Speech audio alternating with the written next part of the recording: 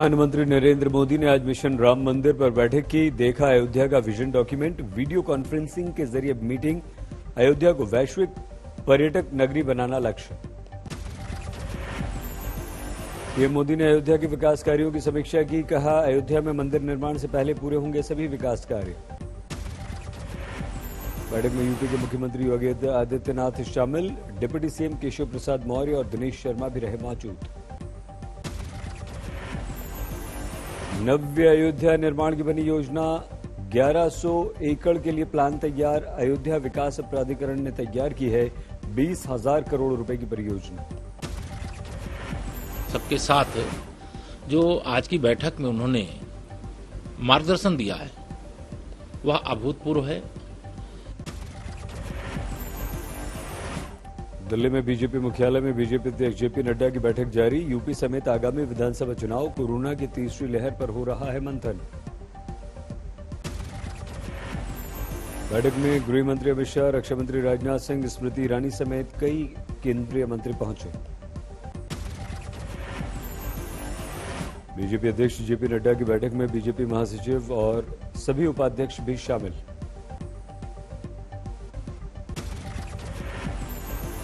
High court के फटकार के बाद भी उत्तराखंड सरकार खोलेगी चारधाम यात्रा। कैबिनेट की लग गई मुहर। जुलाई से शुरू की जाएगी आंशिक रूप से चारधाम यात्रा। स्थानीय लोगों को अनुमति। कोरोना नेगेटिव होना भी है जरूरी।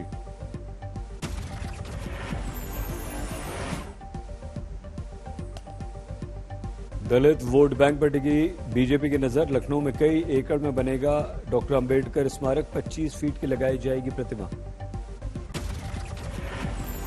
29 जून को राष्ट्रपति रामनाथ कोविंद लखनऊ के ऐशबाग में कर सकते हैं दलित स्मारक का शिलान्यास।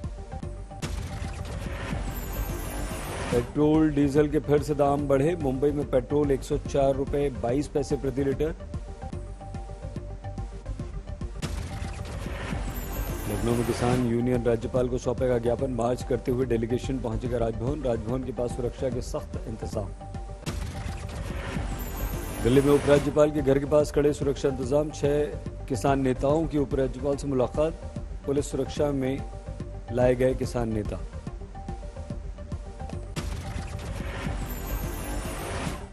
फारूक अब्दुल्ला ने प्रधानमंत्री नरेंद्र मोदी की बैठक को जम्मू कश्मीर में स्थिति बेहतर बनाने के लिए पहला कदम बताया। उमर अब्दुल्ला ने कहा, पीएम की बैठक से हमें अलायंस के तौर पर नहीं बुलाया गया, फिर भी हमने गुपकार अलायंस के एजेंडे के बाहर कोई बात नहीं की। उमर ने कहा, जम्मू कश्मीर में धारा 370 की वापसी के हम भी पक्षधर, लेकिन ये कहना जम्मू कश्मीर की जनता से धोखा होगा कि जिन्होंने 370 को उठाया उन्हीं से वापस लेंगे। उमर अब्दुल्ला ने कहा, गुलाम नबी आजाद ने खुले तौर पर पीएम के सामने जम्मू कश्मीर के राज्य का दर्जा वापस लौटाने की बात, चुनाव कराने की बात कही। उमर अब्दुल्ला बोले, फिलहाल चुनाव लड़ने का हमने कोई शौक नहीं है, इस पर सर्वसम्मति से हम लेंगे फैसला।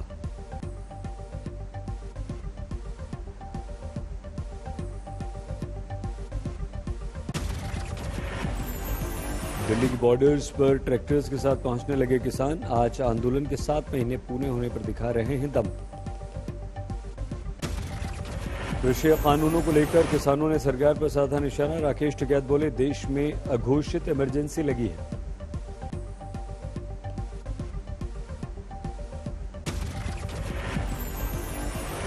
सरकार का बातचीत का प्रस्ताव। कृषि मंत्री नरेंद्र सिंह तोमर बोले, हम प्रस्ताव का कर रहे हैं इंतजार।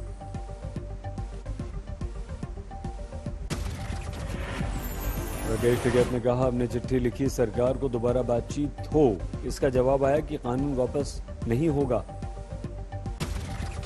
राहुल गांधी का ट्वीट, सीधी सीधी बात है, हम सत्याग्रही अन्नदाता के साथ हैं।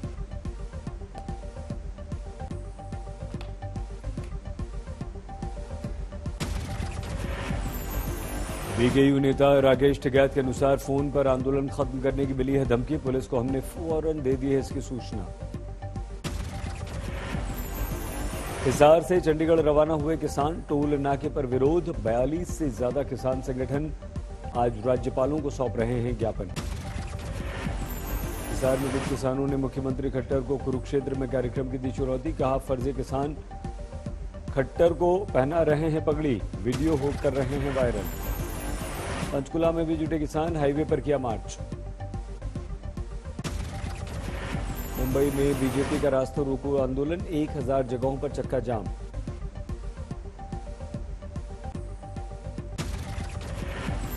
बेंगलुरु में प्रदर्शन के दौरान 50 किसान नेताओं को गिरफ्तार किया गया। अमृतसर में किसान मजदूर संघर्ष कमेटी ने किया प्रदर्शन। बरनाला में किसानों का लगातार प्रदर्शन 1 अक्टूबर से चल रहा है। लखनऊ के मेदांता अस्पताल में आज रूसी वैक्सीन स्पुतनिक की लगी पहली डोज, 28 दिन में लगेंगी दोनों डोज, 1115 रुपए एक डोज की कीमत।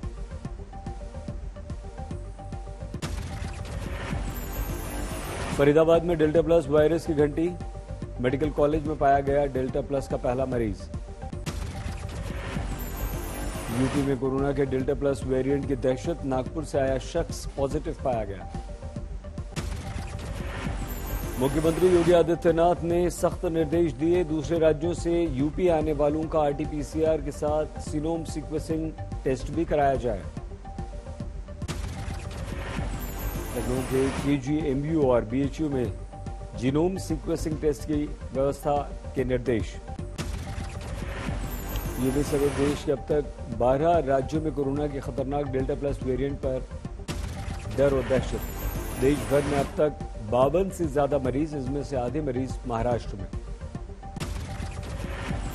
महाराष्ट्र में कोरोना के डेल्टा प्लस वेरिएंट के 21 मरीज, राज्य के स्वास्थ्य मंत्री ने एक मौत की पुष्टि की।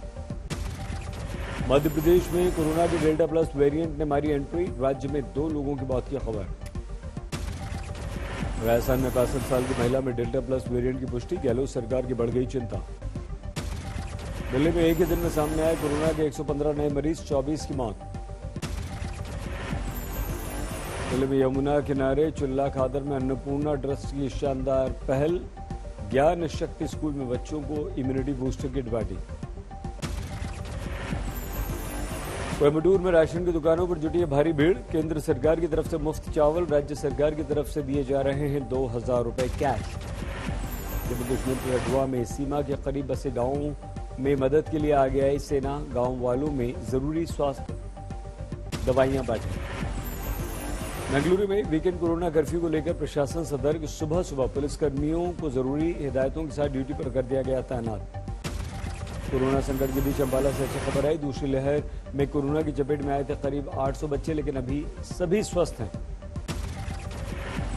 कर्नाटक के शिवमोगा में रागीगुड्डा पहाड़ी को बचाने के लिए आ गया है सीनियर सिटीजन।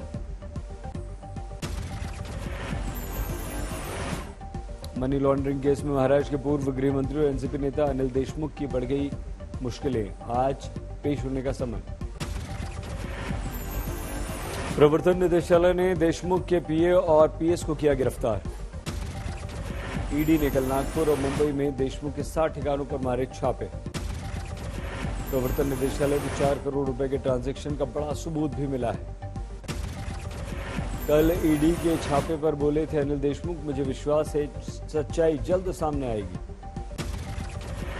पटना में भारी बारिश के बाद आफत, विधानसभा के पास पानी भर गया। कई मंत्रियों के घरों में पानी भरा, डिप्टी सीएम रेणु देवी के घर के बाहर और अंदर भी पानी ही पानी। पटना के वीआईपी इलाकों में पानी भरने से उठे सवाल, पूर्व मंत्री नंद किशोर यादव का घर भी पानी में। पटना में सहयोग अस्पताल पहुंचना हुआ मुहाल, अस्पताल के चारों तरफ पानी ही पानी। बिहार के मुजफ्फरपुर में लगातार बढ़ रहा है बूढ़ी गंडक का जलस्तर, रिहायशी इलाकों में संकट।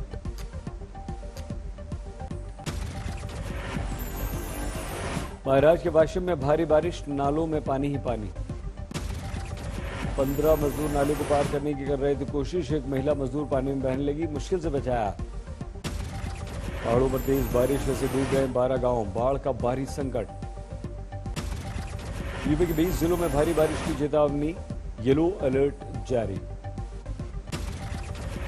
झारखंड के गुमला में वैक्सीन को लेकर जबरदस्त जागरूकता, भारी बारिश के बीच 2 किलोमीटर पैदल चलकर 82 और 77 साल के बुजुर्गों ने लगवाई वैक्सीन। मेरठ में पुलिस को सफलता, बरामद की नकली दवाओं की एक बड़ी खेप। अलीगढ़ में पुलिस ने नकली दवाओं का जखीरा पकड़ा, एक शख्स गिरफ्तार। ग्वालियर में बीएसएफ जवान पर केस दर्ज, बलात्कार का महिला ने लगाया आरोप। ग्राम वन के काली मस्ता में सेना लगाया हेल्थ कैंप, 215 गांव वालों का कोरोना टेस्ट। जम्मू कश्मीर के तलवारा रियासी में पासिंग आउट परेड में शामिल हुए डीजीपी।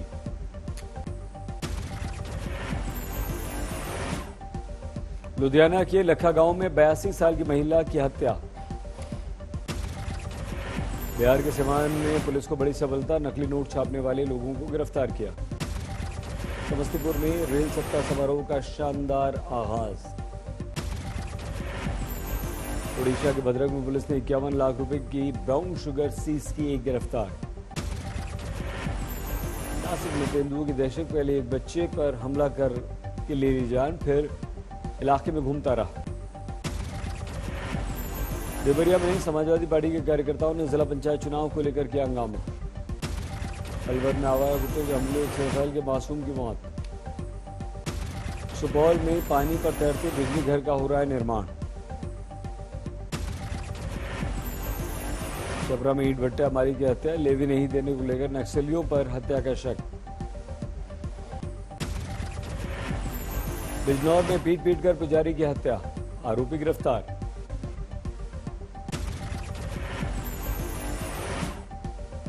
नोएडा पुलिस के हत्थे चढ़ा मोबाइल झपटमार, चोरी के 13 मोबाइल जब्त। रामेश्वरम में मंदिर खोलने की मांग को लेकर किया गया प्रदर्शन। प्रयागराज की पुलिस ने 33 बाल मजदूरों को आजाद करवाया। वर्ल्ड कप क्रिकेट 1983 की जीत के 38 साल पूरे होने पर गुरुग्राम में बुक लॉन्च। आंध्र प्रदेश के कुर्नूल में ट्रेन का इंजन डिरेल, कोई घायल नहीं। झालावाड़ में अवैध कॉलोनी पर चला बुलडोजर। सीहोर में तेज बाइक चलाने पर दलित युवक को कुछ लोगों ने पीट दिया, हुई मौत। गोहाना पुलिस ने गर्भवती महिला की हत्या के केस में पति को कर लिया गिरफ्तार। बुलंदशहर में लड़की से गैंगरेप, आरोपी फरार। आगर मालवा में कुएं में गिरी 2 नीलगायों का किया गया रेस्क्यू।